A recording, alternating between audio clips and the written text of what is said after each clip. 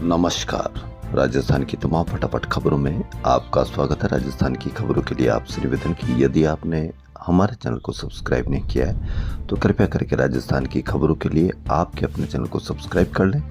आप सब्सक्राइब करते हैं तो हमें हिम्मत होती है सही और सच्ची खबरें, आपके बच्चों की बेरोजगारी की खबरें, बिकते हुए नकली मावे की खबरें, बिकते हुए नकली पनीर की खबरें और यहाँ तक कि शिक्षा की होती हुई जो महंगाई है उसकी खबरें आप तक पहुंचाने की हिम्मत होती है। वरना मीडिया में किस तरह की खबरें आपको दिखाई जा रही है यह आप भली-भांति जानते हैं। आए दिन होने वाली दुर्घटनाओं में किस तरह का मंजर देखने को मिलता है कि आपके रोंगटे खड़े कर सकते हैं। आए दिन हत्या करते हैं सड़कों पर, यह हादसे नहीं बल्कि हत्याएं हैं, क्योंकि जो तेज रफ्तार से गाड़ी चला रहा है उसको ये पता होना चाहिए कि जो भी कोई सामने आएगा उसकी हत्या होगी, हादसा नहीं होगा। भीड़ भाड़ वाले इलाके में भी तेज रफ्तार से गाड़ी चलाते हैं तो वह हादसा कैसे कहला सकता है, वह भी हत्या है। तो क्या आप इससे सहमत हैं कि जो तेज रफ्तार से कार चलाकर या गाड़ी चलाकर किसी का हादसे का शिकार करता है वह हादसा है या हत्या है? तो ऐसे एक मंजर बांसवाड़ा में देखने को मिला। दो बाइकों में टक्कर हुई थी, 3 युवकों की मौत हो गई थी। एम्बुलेंस चालक की कितनी हिम्मत देखिए, वह पिता ने उसने मोर्चरी में शव रखे। 1 घंटे बाद पता चला कि मृतकों में बेटा भी था उसका। कितना पहाड़ टूटा होगा उस ड्राइवर पर जो एम्बुलेंस चालक थे। सबसे बड़ा दुख जो उनको मिला, सेवा करते करते उनका बेटा भी इस हादसे में शामिल था और वह मोर्चरी में रखकर आ गए थे शव को। जब बाद में पता चला कि मोर्चरी में रखे शव का जो उनमें उसका बेटा भी था, किस तरह से उस पर ये पहाड़ टूटा होगा।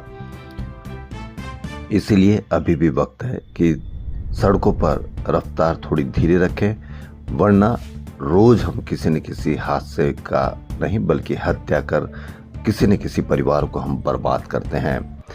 हादसा नहीं, रोंगटे खड़े कर देने वाला मंजर जिसे सोचकर ही दिल बैठने लगता है। खून से लथपथ लाश जिसे पहचानना भी मुश्किल था, उसे उठाने के लिए जो हाथ आगे बढ़े उनमें एक शख्स के भी हाथ थे जिसने कभी उसे गोद में खिलाया था। जी हाँ, बड़ी खबर, दुख भरी खबर। वहीं झालावाड़ पुलिस ने गुरुवार को सरकारी सिस्टम में सेंध लगाकर योजनाओं के करोड़ों रुपए अपात्र लोगों के खातों में भेजने वाले गिरोह का पर्दाफाश कर 30 आरोपियों को गिरफ्तार कर लिया। आरोपी पीएम किसान सम्मान निधि, समाज कल्याण की कई योजनाओं का पैसा किराए के खाते में भेजते और फिर खुद के खाते में ट्रांसफर कर लेते। झालावाड़ एसपी अमित कुमार का कहना है कि देश में पहली बार सरकारी योजनाओं में इस तरह के फ्रॉड का मामला सामने आया है। क्या आपको इसकी बड़ी चर्चा कहीं देखने को मिली? नहीं मिली होगी, क्योंकि मीडिया में किस तरह की चर्चाएं की जाती है। शाम होते ही चर्चा में सिर्फ हिंदू मुसलमान के अलावा कहीं कोई चर्चा नहीं होती।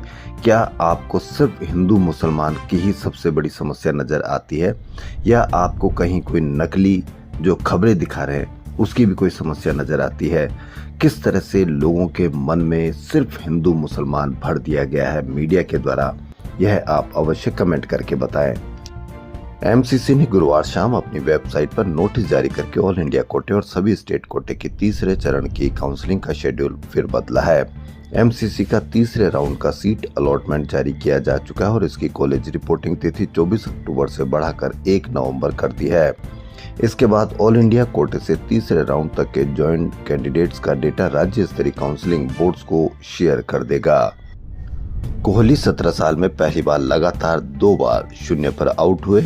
जी हां, बड़ी खबर कोहली से जुड़ी हुई। ऑस्ट्रेलिया के खिलाफ लगातार दूसरा वनडे हारकर टीम इंडिया ने सीरीज में 2-0 से पिछड़ गई है। विराट कोहली 36 साल के हैं जो लगातार दूसरी बार शून्य पर आउट हुए हैं। उनके 17 साल के वनडे कैरियर में ऐसा पहली बार हुआ है। राजस्थान में एक बार फिर मौसम बदलेगा। पश्चिमी विक्षोभ के असर से 2 दिन बाद दक्षिण पूर्वी जिलों में बारिश का अनुमान है। इससे तापमान में गिरावट होगी और सर्दी का असर बढ़ेगा। बीते 2 दिन से बादल छाए रहने और रात का पारा लुढ़कने से सुबह शाम सर्दी का एहसास है। बीती रात सीकर, अजमेर, पिलानी, चूरू, जैसलमेर, जोधपुर में न्यूनतम तापमान सामान्य से नीचे रहा। बादल छाए रहने से अधिकतम तापमान भी सामान्य से कम रहा। बीती रात सबसे कम तापमान सीकर में जो 12.5 डिग्री रहा, दर्ज किया गया।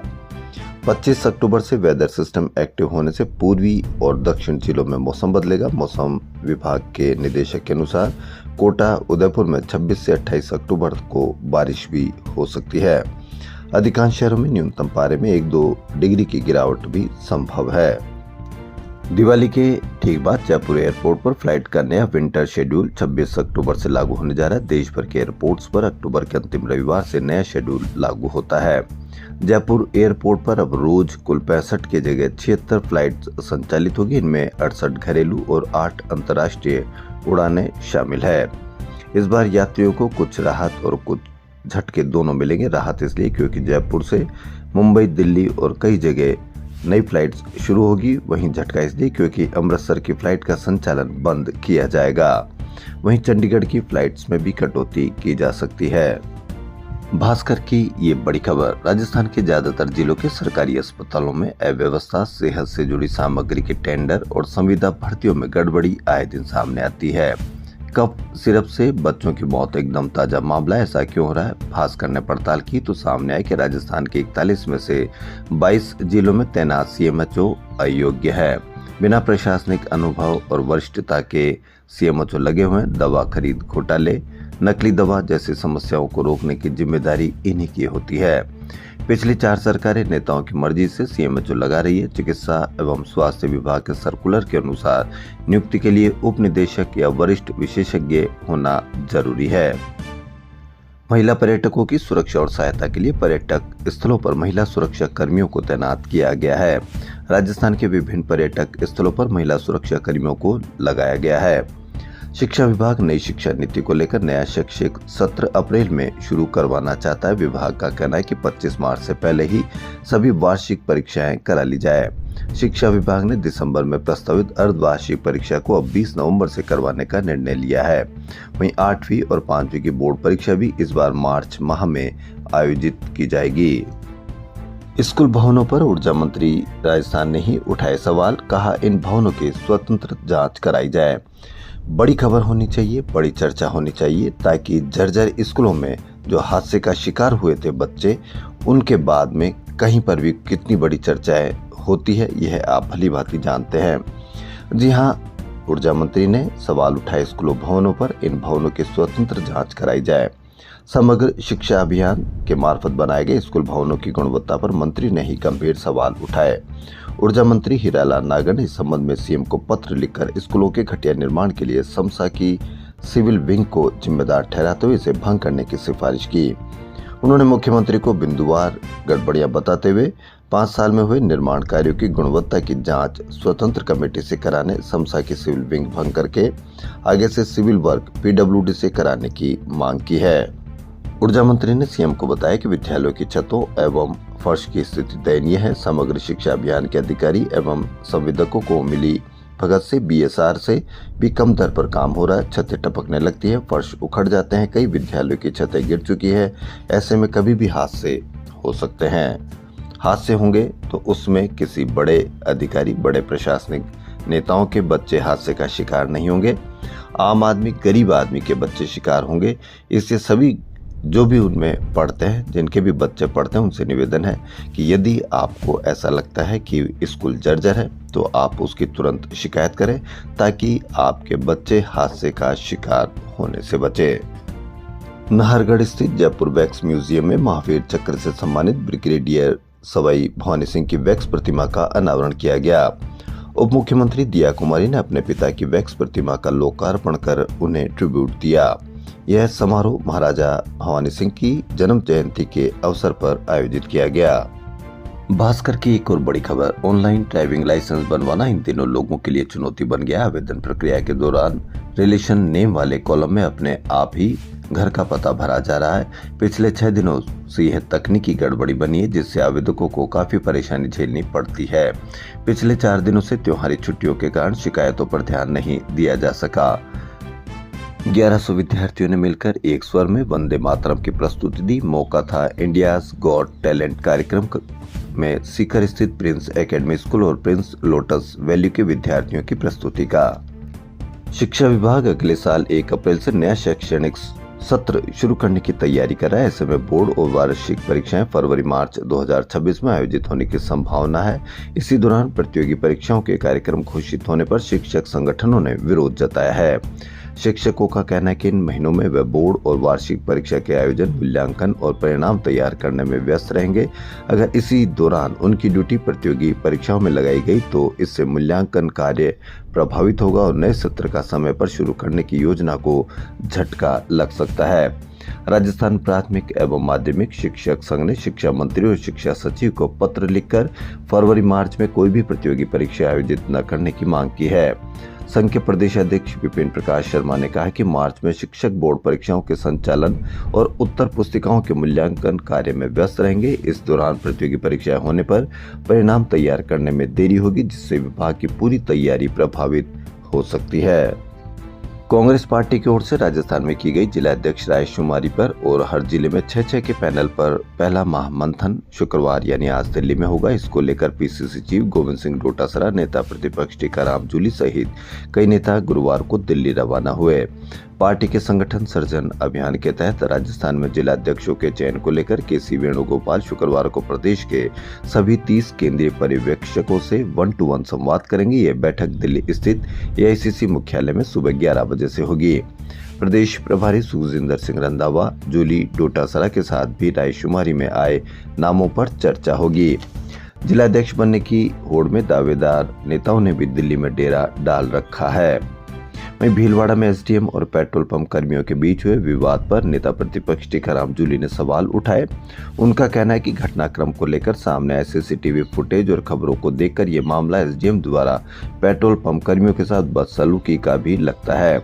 इस मामले पर एफआईआर भी एसडीएम द्वारा पेट्रोल पंप कर्मियों पर की गई है। पुलिस ने भी इन्हें गिरफ्तार किया है। वहीं आरएस अधिकारी जो पंप कर्मियों से मारपीट का मामला आया था, छोटूलाल शर्मा को राज्य सरकार ने निलंबित कर दिया। एक दिन पहले उनके द्वारा पेट्रोल पंप पर पंप कर्मियों के साथ अभद्रता और शिकायतों को लेकर कार्रवाई की गई है। जी हां, उन्हें निलंबित कर दिया गया है। उन्होंने खुद को एसडीएम बताते हुए पंप कर्मियों से मारपीट की थी, लेकिन असल में शर्मा वर्तमान में सहायक निदेशक लोक सेवाएं प्रशासनिक सुधार एवं समन्वय विभाग के पद पर प्रतापगढ़ में पोस्टेड थे। उनको तुरंत प्रभाव से आदेशों की पालना में कार्मिक विभाग जयपुर में उपस्थित के आदेश दिए हैं। राजस्थान में एकमात्र उपचुनाव 12 के अंत में होना है। दोनों प्रमुख दल भाजपा और कांग्रेस ने चुनाव जीतने की पूरी रणनीति तैयार की है। माइक्रो मैनेजमेंट पर फोकस करते हुए दोनों दल एक वोट पर नजर रखने वाले हैं। ऐसी स्थिति में मतदान के दिन यानी 11 नवंबर को वोटों का घमासान देखने को मिल सकता है। त्रिकोणीय मुकाबले के लिए निर्दलीय नरेश मीणा ने भी नामांकन दाखिल किया है। जातीय गणित को आधार बनाकर उनके पास मौजूद युवाओं की फौज के दोनों दलों के लिए वोटों का मैनेजमेंट थोड़ा कठिन जरूर होगा। भाजपा व कांग्रेस के सांसद, विधायक, पूर्व सांसद, पूर्व विधायक, प्रदेश पदाधिकारी सहित अन्य नेता, पूर्व पदाधिकारी व कार्यकर्ता उपचुनाव में प्रचार प्रसार, मैनेजमेंट आदि के लिए लगाए जाएंगे।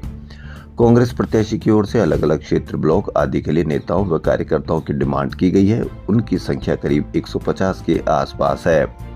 कांग्रेस के प्रदेश संगठन ने 25 अक्टूबर के बाद से इन्हें भेजने की प्लानिंग की है।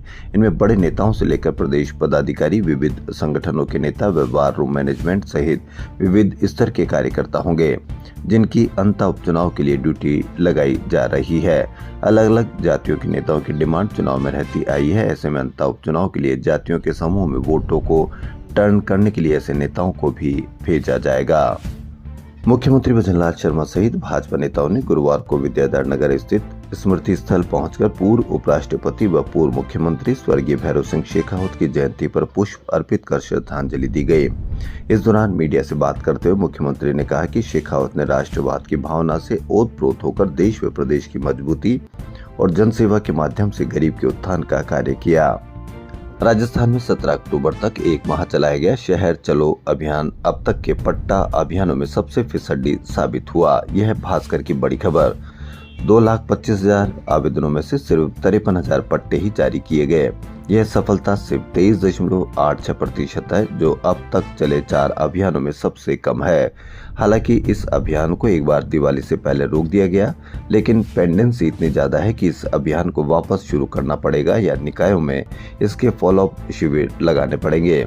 विधायक भी पत्र लिखकर मांग कर चुके हैं। दूसरी तरफ सभी निकायों में आवेदक चक्कर काट रहे हैं। अभियान के दौरान 76% आवेदकों को पट्टे ही नहीं मिले।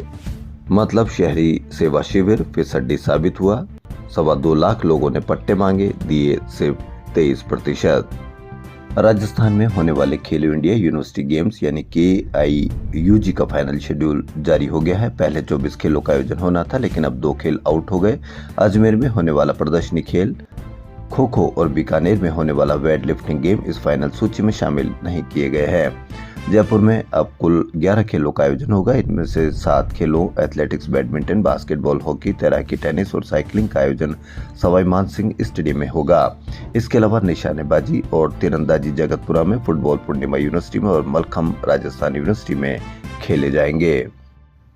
राजस्थान रणजी टीम के लिए खुशखबरी। जम्मू कश्मीर के खिलाफ श्रीनगर में 25 अक्टूबर से होने वाले रणजी ट्रॉफी मैच में खेलने के लिए राजस्थान के खब्बू स्पिनर मानव सुथार को BCCI से परमिशन मिल गई है। उल्लेखनीय है कि मानव ने नाथद्वारा के मिराज स्टेडियम में छत्तीसगढ़ के खिलाफ खेले गए रणजी ट्रॉफी मैच की दूसरी पारी में 8 बल्लेबाजों को अपना शिकार बनाया था। 2 दिवसीय दौरे को लेकर रक्षा मंत्री राजनाथ सिंह गुरुवार को देर शाम जैसलमेर पहुंचे, जहां सांसद उम्मेदाराम बेनीवाल, विधायक छोटू सिंह भाटी, भाजपा जिलाध्यक्ष दलपत थिंगड़ा व कलेक्टर प्रताप सिंह ने स्वागत किया। राजस्थान की खबरों में फिलहाल इतना ही। यदि आपको राजस्थान की खबरें पसंद आ रही तो आपके अपने चैनल को सब्सक्राइब कर लें। धन्यवाद।